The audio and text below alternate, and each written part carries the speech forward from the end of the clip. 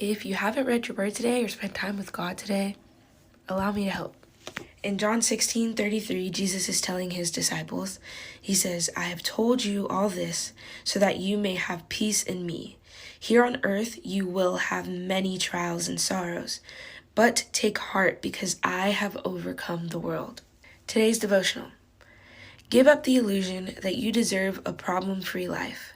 Part of you is still hungering for the resolution of all difficulties. This is a false hope. As I told my disciples, in the world you will have trouble. Link your hope not to problem solving in this life, but to the promise of an eternity of problem-free life in heaven. Instead of seeking perfection in this fallen world, pour your heart into seeking me, the perfect one. It is possible to enjoy me and glorify me in the midst of adverse circumstances. In fact, my light shines most brightly through believers who trust me in the dark. That kind of trust is supernatural, a production of my indwelling spirit. When things seem all wrong, trust me anyway. I am much less interested in right circumstances than in right responses to whatever comes your way. That last line is... I am much less interested in right circumstances than in right responses to whatever comes your way. When life starts to get hard or bad things are happening, are you continuously trusting that God is still good?